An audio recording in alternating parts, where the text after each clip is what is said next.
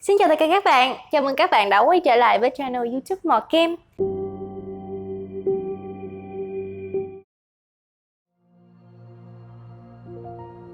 Roman Bellic và Kate McCreary trong Grand Theft Auto 4. Có hai ứng cử viên của tựa game đình đám Grand Theft Auto 4 trong danh sách này, tùy theo lựa chọn mà người chơi sẽ đưa ra ở phần ending của game.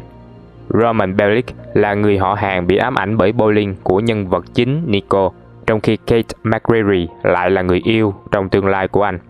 Người chơi sẽ dành phần lớn thời gian trong cốt truyện GTA 4 để xây dựng mối quan hệ với cả hai NPC này, và một xin bật mí cho các bạn biết một điều quan trọng, chính là bạn có thể hoàn thành bộ trò chơi mà không cần phải đưa Kate ra ngoài để hẹn hò. Bất kể người chơi yêu thích các nhân vật này đến mức nào thì chuỗi sự kiện cuối cùng đúng là một câu chuyện đau lòng đối với Nico. Vào phần cuối trò chơi, lúc mà Nico đã dám đối mặt với quá khứ và dần thoát ra khỏi thế giới xã hội đen, thì Jimmy Pegorino, một tên trùm mafia đã từng là sếp của Nico, yêu cầu và nài nỉ anh thực hiện một nhiệm vụ về heroin với Dimitri. Nico phải lựa chọn hoặc là hợp tác với Dimitri hoặc là giết chết hắn. Nếu người chơi chọn hợp tác với Dimitri, hắn sẽ lại phản bội Nico một lần nữa và giữ lấy số heroin cho riêng mình. Sau này, Dimitri phái một sát thủ tới đám cưới của Roman và Mallory để hạ sát Nico. Nhưng khi anh ta phản kháng lại, hắn đã lỡ tay bắn chết Roman.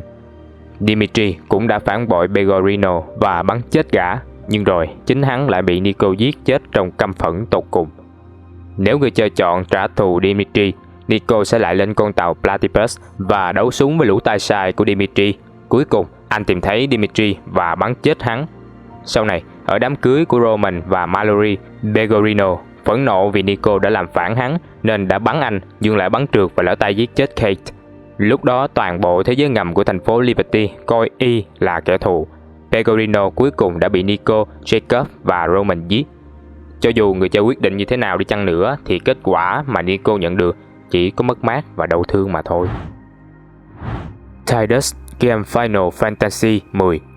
Final Fantasy 10 có một cốt truyện thật sự công phu và hấp dẫn khi người chơi sẽ dõi theo cuộc phiêu lưu của Tidus, một ngôi sao Blitzborn trẻ đến từ thành phố xinh đẹp Zanarkand.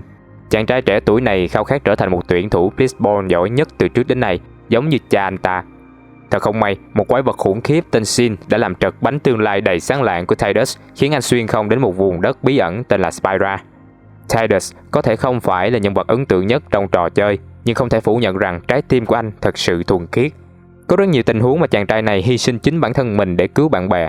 Bạn có thể hỏi bất cứ ai đã từng chơi Final Fantasy 10 về Tidus sẽ chắc chắn nhận được rất nhiều những câu trả lời khác nhau, nhưng tự chung lại thì chia ra làm hai phe.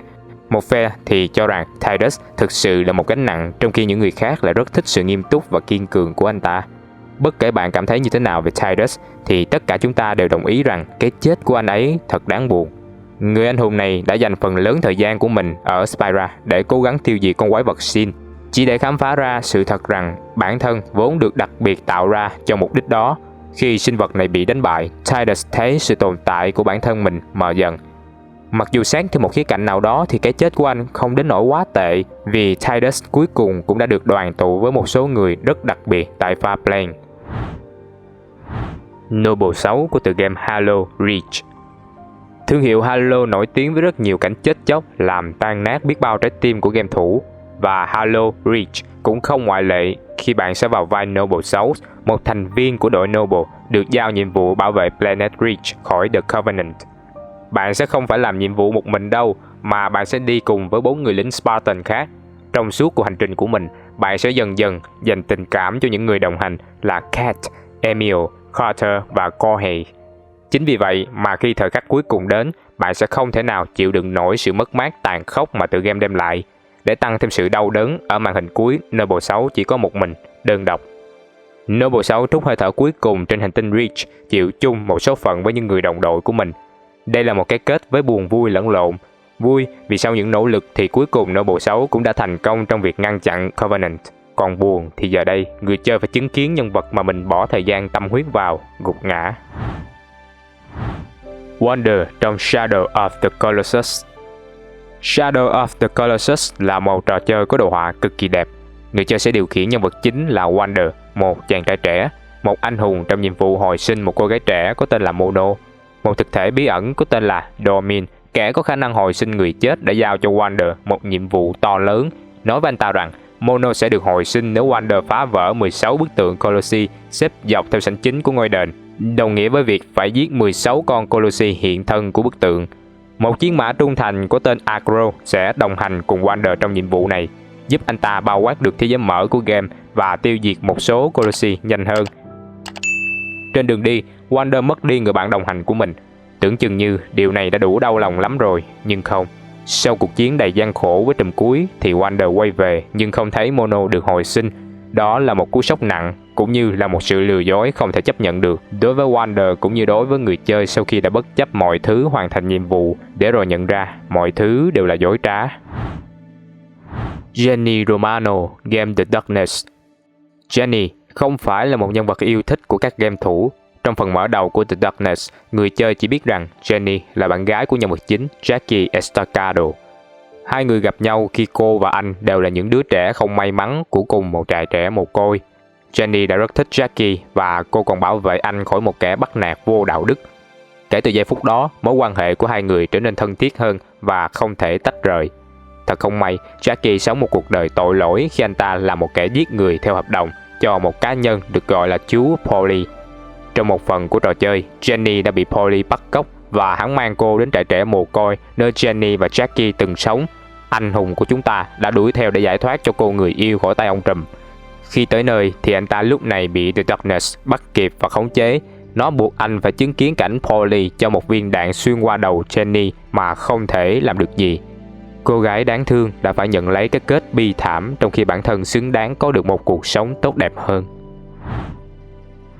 Dominic Santiago, Gears of War 3. Vũ trụ Gears of War đầy ắp những bi kịch và xung đột. Đám Locust đã phá hủy nhiều nơi cũng như tước đi vô số sinh mạng của con người. Trong tựa game Gears of War 2, người chơi buộc phải chứng kiến một khoảnh khắc đau lòng, đặc biệt trong đó Dominic Santiago bị buộc phải giết chết chính người vợ của mình. Kể từ giây phút đó, Dom trở nên ám ảnh với việc báo thù Maria và tàn sát giống loài chịu trách nhiệm cho điều này. Thật không may, mục đích của anh ta đã không thể hoàn thành được khi đột ngột chết trong một nhiệm vụ chơi đơn trong Gears of War 3. Dom và các đồng đội của anh ta bị dồn vào một góc. Lúc này, cả nhóm chắc chắn sẽ chết hết nếu như không có phép màu xảy ra. Nên Dominic đã lên một kế hoạch nhằm cứu những người đồng đội của mình, và cái giá phải trả chính là mạng sống của anh ấy. Nghĩ là làm, anh lái một chiếc xe tải gần đó và đâm nó vào thùng chứa nhiên liệu. Vụ nổ đã cứu sống đồng đội của Dom, nhưng anh thì không. Cảm xúc đau thương trong khoảnh khắc tàn khốc này được đẩy lên đỉnh điểm với những lời thì thầm cuối cùng của Dom cùng người vợ đã khuất của mình. Không bao giờ nghĩ rằng nó sẽ kết thúc như thế này hả, Maria? Bà nhạc buồn Mad World cất lên làm cho khung cảnh càng thêm tang thương trong ngọn lửa bập bùng cháy. Thangrius trong tựa game Mass Effect 3. Thang là một sát thủ 39 tuổi người Drell. Người chơi yêu thích kẻ giết người đầy toan tính này vì nỗi ám ảnh về sự giác ngộ tâm linh và sự tôn trọng của anh ta đối với cuộc sống. Thang tuy là một sát thủ, có thể là người giỏi nhất trong toàn bộ thiên hà, nhưng lại khác với hầu hết các sát thủ khác là thích ám sát mục tiêu từ xa, thì anh lại thích giết chết mục tiêu của mình ở cự ly gần, đảm bảo công việc được thực hiện nhanh chóng và chính xác. Điều khiến anh ta trở thành một nhân vật mạnh mẽ như vậy chính là cách anh ta xử lý mục tiêu. Sau khi đã hoàn thành nhiệm vụ, Thang sẽ nói một lời cầu nguyện và cầu xin sự tha thứ đối với kẻ bị mình giết. Anh ta rất kiên quyết với thói quen này đến nỗi Thang vẫn sẽ làm như vậy ngay cả khi có kẻ thù hoặc người khác đang ở trong phạm vi gần xung quanh mình. Sự tôn trọng của anh ấy đối với cuộc sống và những điều đơn giản hơn thật sự đáng ngưỡng mộ. Thang có một cái chết thật yên bình nhưng buồn bã, ngủ thiếp đi trên giường bệnh. Người chơi có một khoảnh khắc để nói lời tạm biệt với người bạn Drell của mình, và điều này thật khó khăn làm sao. Aerith Gainsborough, Final Fantasy 7.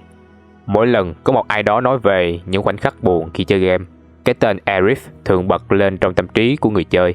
Bi kịch về cái chết của Aerith có lẽ là khoảnh khắc buồn nhất trong lịch sử Final Fantasy, và đủ khiến ngay cả những game thủ cứng rắn nhất cũng phải khóc.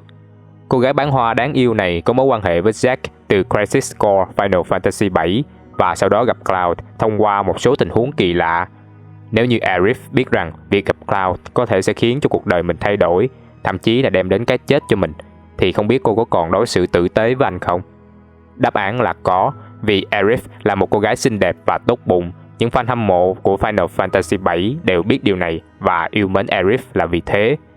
Cái chết của cô không có gì đáng kinh ngạc và bất ngờ, nhưng đó lại là sự tàn nhẫn nhất đối với người chơi. Khi Cloud và phi hành đoàn cố gắng truy đuổi tên Sephiroth độc ác, nhân vật phản diện tóc bạc đã cố gắng làm khó vị anh hùng của chúng ta bằng cách buộc anh ta phải giết chết người bạn của mình. Khi Cloud từ chối, Sephiroth nhanh chóng xuất hiện và đâm chết Aerith bởi thanh kiếm Masamune huyền thoại. Bối cảnh của The Last of Us 2 diễn ra sau 5 năm ở phần 1, khi mà Joel cùng Ellie đã ổn định cuộc sống tại khu dân cư Jackson County, cũng như bắt đầu xây dựng những mối quan hệ mới như một người bình thường. Nhưng mọi chuyện không êm đềm như vậy khi các bóng ma trong quá khứ tìm tới hai nhân vật chính của chúng ta. Joel bị một cô gái có tên là Abby giết chết một cách hoàn toàn bất ngờ ngay trước mặt Ellie. Rất khó để nói rằng cốt truyện sau cùng là đúng hay sai.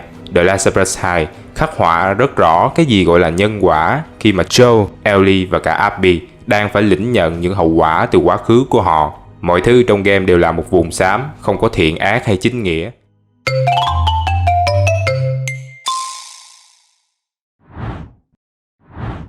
Cảm ơn các bạn đã theo dõi video của Mọt Game. Nếu các bạn muốn trao đổi về game hoặc có những yêu cầu nào cho những video tiếp theo, bạn có thể like fanpage Mọt Game và tham gia group gia đình nhà Mọt Game của bọn mình nhé.